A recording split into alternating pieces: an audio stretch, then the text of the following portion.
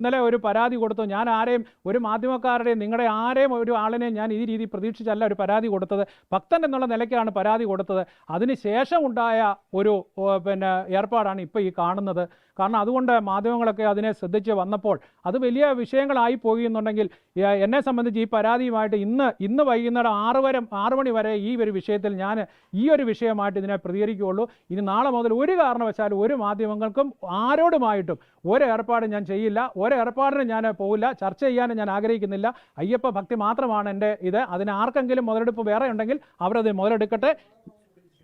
ഞാൻ ഒരിക്കലും ഇത് വിവാദമാകുമെന്നുള്ളൊരു പ്രതീക്ഷ എനിക്കില്ലായിരുന്നു. കാരണം ഞാൻ സാധാരണയൊക്കെ ഇന്നലെ വരെയൊക്കെ ചെയ്തിരിക്കുന്ന ഒരു പരിപാടി പോണൊക്കെ ഞാനതിനെ കണ്ടുള്ളൂ.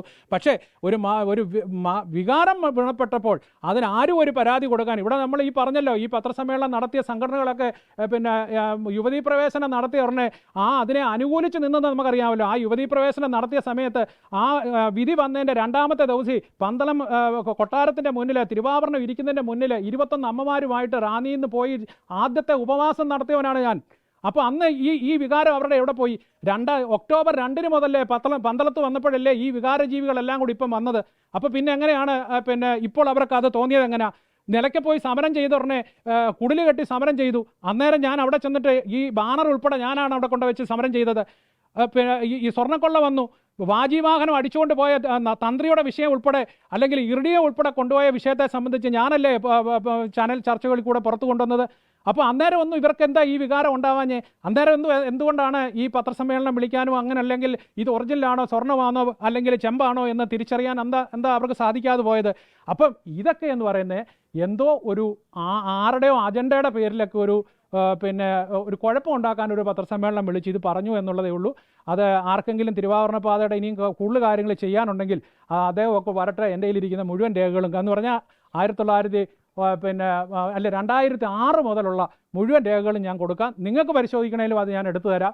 അന്ന് തൊട്ടേ ഇന്ന് വരെ ഈ ഒരു പ്രസ്ഥാനത്തിൽ തന്നെ ഉറച്ചു നിന്നുകൊണ്ടാണ് ഈ 39 കൊല്ലം കൊണ്ട് പന്തളം ശബരിമല എന്ന് പറയുന്ന 3 അടിയിലേക്ക് ചുരുങ്ങിപ്പോയ ഒരു തിരുവാഭരണ പാതയെ 47 മീറ്റർ സ്ഥലമായിട്ട് മാറ്റിയെടുത്ത് ഇന്ന് ഏറ്റവും നല്ല സഞ്ചാരയോഗ്യമായിട്ടുള്ളൊരു വഴി ഉണ്ടാക്കാൻ എൻ്റെ ജീവിതത്തിൽ കഴിഞ്ഞിട്ടുണ്ടെങ്കിൽ അത് മാത്രം എനിക്ക് കൃതാർത്ഥത എന്ന് പറയുന്നത് എനിക്കത് മാത്രമേ ഉള്ളൂ. ഞാനത് എൻ്റെ ജീവിതത്തിൽ അയ്യപ്പനോട് ചെയ്തിരിക്കുന്ന ഒരു പുണ്യത്തിൻ്റെ ഭാഗമാണത്.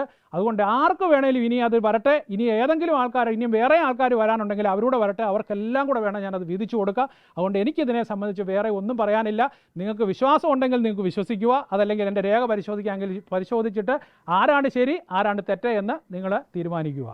ലോകത്തെവിടെയായാലും ഏത് സമയത്തും 24 വാർത്തകളും ഓഗ്മെന്റഡ് റിയാലിറ്റി പാക്കേജുകളും എക്സ്പ്ലെയിനറുകളും വിശദമായി കാണാൻ ഞങ്ങളുടെ യൂട്യൂബ് ചാനൽ നിങ്ങൾക്ക് സബ്സ്ക്രൈബ് ചെയ്യാം.